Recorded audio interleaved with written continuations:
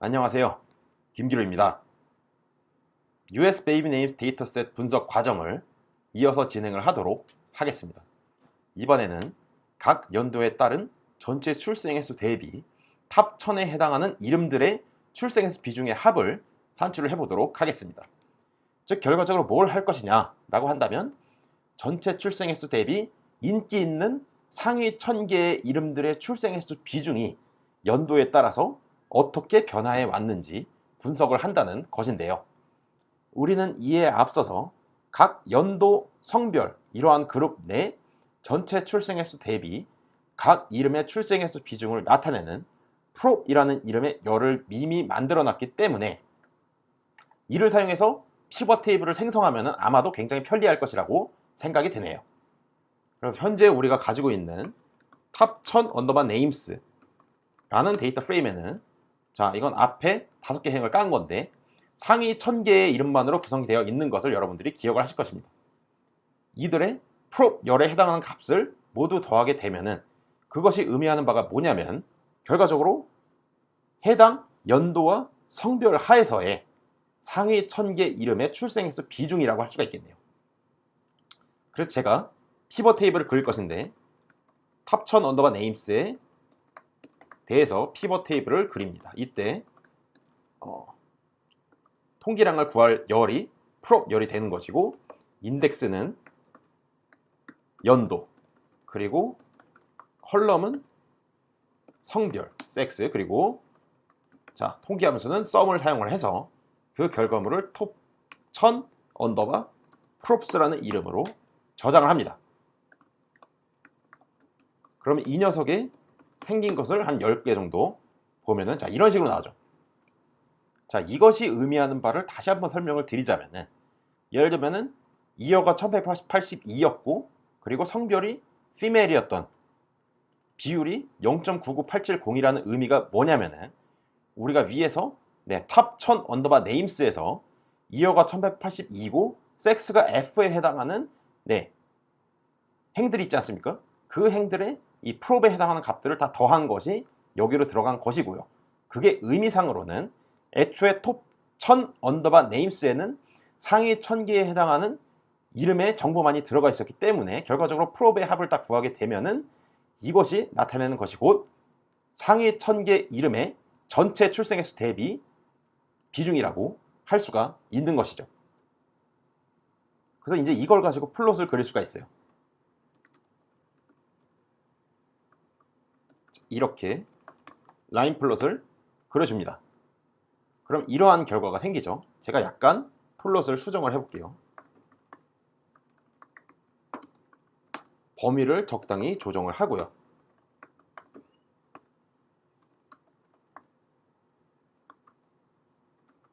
자, 틱을 이런 식으로 수정해주면 좀 더 보기가 좋아졌죠. 그래서 우리가 지금 분석한 결과를 보시게 되면은 상위 1000개의 이름을 가지고 태어난 아이들의 비중이 거의 한 1880년도 같은 경우는 완전히 1.0이니까 전부 다죠. 그랬는데 시간이 흐를수록 점차 그 비중이 감소하고 있는 것을 확인할 수가 있습니다. 이를 달리 해석을 하자면은 이 시간이 지남에 따라서 인기 있는 이름에 집착하는 경향이 점점 약해지고 대신에 전반적으로 이름의 다양성이 점차 증가하고 있다라고 우리가 해석을 할 수가 있겠네요. 다음 분석할 주제는 특정 이름들의 연도에 따른 출생횟수 변화 추이 분석입니다. 혹시 100년 전에 인기 있었던 이름들이 지금도 인기가 있을까요? 탑 1000개 이름에 해당하는 특정 몇 개의 이름들을 대상으로 해서 특별히 이들의 연도에 따른 이들 이름의 출생횟수 변화 추이를 분석을 해보도록 하겠습니다. 우리가 앞에서 계속 다루고 있던 탑 1000 언더바 네임스라는 데이터 프레임을 사용하여 피벗 테이블을 그릴 것인데 이때 birth year의 값을 사용을 할 것입니다. 그래서 제가 이것을 가지고 피벗 테이블을 그리는데 birth year의 값을 대상으로 통계량을 구할 것이고 이때 인덱스를 연도 그리고 컬럼수를 이번에는 이름으로 할 것입니다. 그리고 통계 함수로 sum을 적용을 한 다음에 그 결과물을 term names verse라는 데이터 프레임으로 저장합니다. 그러면 제가 지금 생성된 term names verse라는 이름의 데이터 프레임 보시면 이렇게 생겼어요. 자, 보시는 바와 같이 각 열에 모든 이름들이 다 하나씩 위치해 있는 것을 확인할 수가 있습니다. 그래서 실제로 이게 보시면은 컬럼 수가 7031개나 돼요. 즉 US Baby Names 데이터셋에 등장하는 이름이 총 7031가지가 있는데 그것이 이제 다 나온 것이죠. 자, 이걸 가지고 우리가 요 결과물에서 특별 몇 가지 이름에 해당하는 그런 특별한 열들만을 가져오도록 하겠습니다. 어떻게 할 것이냐? 저는 존이라는 이름과 해리라는 이름과 메리라는 이름과 메릴린이라는 4개의 이름만으로 구성된 데이터 프레임을 가져올 것이고요. 그래서 이 녀석의 생김새를 보시면은, 자, 아까 이름이 7031개 중에서 우리가 위에서 언급한 요 4개의 이름에 해당하는 열만이 남아있는 것을 확인할 수가 있죠. 이 이름이 특별히 옛날에 인기가 많았던 이름이라고 추정을 하고 이렇게 접근을 하는 것입니다. 그래서 우리가 결과적으로 여기서 얻어진 term names verse underbar subset 이라는 데이터 프레임을 가지고 라인 플롯을 한번 그려보도록 하겠습니다. 플롯으로 하고, 이때 제가 서브 플롯이라는 옵션을 true로 주게 되면은, 그리고 폰트 사이즈를 적당히 지정을 해주고요. 어떠한 플롯이 생기냐 라고 하면은, 원래는 데이터 프레임에 대해서 라인 플롯을 그리게 되면은 하나의 플롯에 4개의 라인 플롯이, 그러니까 하나의 엑시스에 4개의 라인 플롯이 동시에 그려지는 것을 확인할 수가 있었는데, 이것이 이제 독립된 서브 플롯 안에 엑시스의 형태로 이렇게 나타낸다라는 것이죠. 그래서 보시면은 먼저 존이라는 이름을 보시면, 존이라는 이름은 상대적으로 요때 조금 올라가서 인기가 그렇게 많이 떨어지지 않고 적당히 오래 지속된 반면에, 우리가 보시는 메릴린과 같은 이름의 경우에는 20세기 중반에 반짝 인기를 얻었다가 갑자기 식은 것을 우리가 확인할 수가 있네요. 저명한 모 유아 이름 연구자에 따르면은 지난 100년 동안 남아 이름의 마지막 글자에 대한 분포가 급격하게 변화하였다고 알려졌습니다. 마지막 분석으로 우리는 남아 이름의 마지막 글자가 연도에 따라 어떻게 변화하였는지 분석을 할 것인데요. 실제로 1880년대부터 2010년대 사이에 과연 드라마틱한 변화가 발생했는지 직접 확인해 보도록 하겠습니다.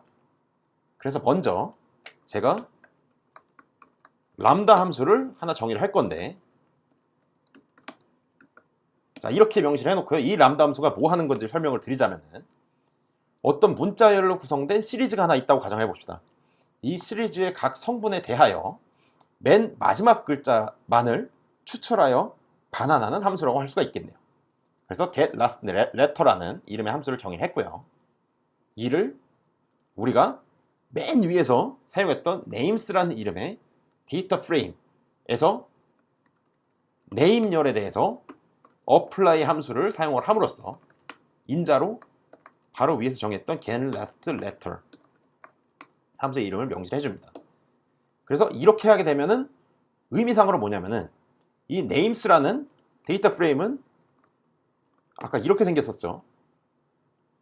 names 데이터 프레임에서의 name열에 해당하는 값들을 모두 보는데, 이 각각의 문자열 값에 대해서 요 get last letter 함수를 적용하게 되면은 이름의 맨 마지막 자만이 추출이 돼가지고 이 실행 결과가 따로 어떤 시리즈 형태로 추출이 된다는 것이죠. 그래서 우리는 이것을 가지고 names 데이터 프레임에 last underbar letters라는 이름의 열로 저장을 하겠습니다. 자, 이렇게 하면은 지금 현재 얻어진 names 데이터 프레임에는 자, 이렇게 얻어졌죠. 우리가 의도한 게 뭔지 이해가 가시죠? 자, 이제 요 names라는 이름의 데이터 프레임을 가지고 연도와 성별, 그리고 이 last letters라는 이름의 마지막 글자 열을 기준으로 해가지고 피벗 테이블을 만들어 보도록 하겠습니다. 자, 여러분들이 지금까지 여러 번에 걸쳐서 피벗 테이블을 사용하고 있는데요. 아마도 지금까지 하시면서 여러분들은 피벗 테이블을 언제 사용해야 가장 적절한지 이런 부분에 대해서 어느 정도 감이 잡히셨을 것이라고 생각을 합니다. 그래서 피벗 테이블을 하나 만드는데 이때 벌스열의 값을 기준으로 하고요. 인덱스는 이때 라스트 레터스를 인덱스로 할 것이고 컬럼은 제가 계층적 컬럼을 사용할게요. 성별과 연도를 기준으로 썸으로 해서 이거를 last letters table이라는 이름의 변수를 저장했습니다. 그래서 자, last letters table 데이터 프레임의 생김새를 보시면은 자, 이런 식으로 생겼어요. 의미하는 바가 뭔지 아시겠죠? 이게 last letters A부터 Z까지, 물론 여기서 잘렸지만은 A부터 Z까지를 기준으로 해가지고 연도별, 성별에 따른 모든 출생횟수의 합 데이터가 구성이 되어 있습니다. 보시면은 생성된 last letters table 데이터 프레임에서 연도가 너무 많아요. 그래서 중간에 생략이 됐죠. 그래서 편의상 저희는 1910년도, 1960년도, 그리고 2010년도 데이터만 추출을 해보도록 하겠습니다. 이때 제가 last letters table 데이터 프레임에 대해서 reindex라는 함수를 사용을 할 것인데 이 reindex 함수를 사용해서 컬럼을 고를 것이냐라고 한다면 1910과 1960과 2010을 고르고요. 이때 레벨이 중요한 것이 우리가 이 year라는 이름의 두 번째 계층이기 때문에 자, 이렇게 명시를 해주죠. 이렇게 reindex 함수를 사용해서 데이터 프레임에서 특정 인덱스 혹은 특정 컬럼에 해당하는 행 또는 열만을 추출을 할 수가 있습니다. 자, 그래서 요걸 실행한 결과물을 우리가 3 years subtable이라고 제가 저장을 하고요. 그 다음에 이 녀석의 생김새를 보시면은 자, 이렇게 생겼죠. 드디어 이제 우리가 3개의 연도만으로 구성된 데이터 프레임을 얻었는데 이것에 대해서 썸을 구해보면 뭐가 나오냐라고 하면은 자, 각각의 성별 내 각각의 연도에 따른 모든 last letters, 그러니까 A부터 Z까지의 모든 출생횟수의 합을 구하는 것이죠. 자, 이걸 제가 여기서 왜 구했느냐 라고 하면은 요 각각의 위치에서의 그 전체 출생횟수 대비 각각의 last letter에서의 출생횟수의 비중을 구하기 위함입니다. 그래서 여기 이 단계에서 기존의 serious subtable 데이터 프레임을 serious subtable에 썸을 구한 것으로 나눈 다음에 이것을 제가 자, 이런 이름으로 저장을 하게 되면은 지금 여기서 얻어진 serious letters prop이라는 이름의 데이터 프레임, 자, 이런 식으로 비중이 나오죠. 이 부분 이제 여러분들이 이해가 가실 거라고 생각을 해요. 이런 식으로 많이 작업을 했기 때문이죠. 그래서 결과적으로 우리가 얻은 결과물은 각 연도 성별을 기준으로 해서 A부터 Z까지의 마지막 글자에 따른 각각의 출생횟수의 상대적 비중을 다음과 같이 산출했다라는 것입니다. 자, 우리는 이제 이것을 가지고 남아와 여아 각각에 대해서 이름의 마지막 글자에 대한 연도별 바 플롯을 먼저 그려보도록 하겠습니다. 그래서 제가 피겨를 하나 만들고 이 안에 서브 플롯을 2개 생성을 해보도록 할게요. 그럼 이렇게 2개가 생겼죠. 그래서 serious letters prop에서 컬럼이 먼저 첫 번째 계층 M에 해당하는 부분, 아까 여기서 이 부분이죠. 이 부분만 추출한 다음에 플롯을 그립니다. 이때 우리는 바 플롯을 그릴 것이고 엑시스를 이런 식으로 AX라는 인자로 명시해 줄 수가 있고요. 그리고 타이틀도 여기서 명시해 줄 수가 있어요. 자, 이렇게 실행해 주면은 이 첫 번째 서브 플롯의 엑시스에 바 플롯이 그려지게 되고요. 같은 방법으로 이번에는 여아에 대해서 바 플롯 그려주고 타이틀을 female로 지정을 해줍니다. 자, 그렇게 해서 보시면 이런 결과가 나왔죠. 근데 약간 글자가 겹치니까 제가 파이플러스 제공하는 타이트 레이아웃이라는 함수를 사용을 하면은 이게 좀 더 보기 좋게 바뀝니다. 뭐 대단한 건 아니에요. 자, 여기까지 작업을 하고 분석 결과를 한번 봅시다. 보시면은 위에 게 남아 이름의 마지막 글자, 밑에 게 여아 이름의 마지막 글자인데, 여아의 경우를 보시면은 이름의 마지막 글자가 2였던 비중이 1910년, 60년, 2010년 이렇게 시간이 흐르면서 점차적으로 감소를 했네요. 남아의 경우에는 마지막 글자가 n인 것의 비중이 시간이 지나면서 2000년대 접어들면서 거의 1960년대의 2배 이상 증가한 것을 여러분들이 확인할 수가 있습니다.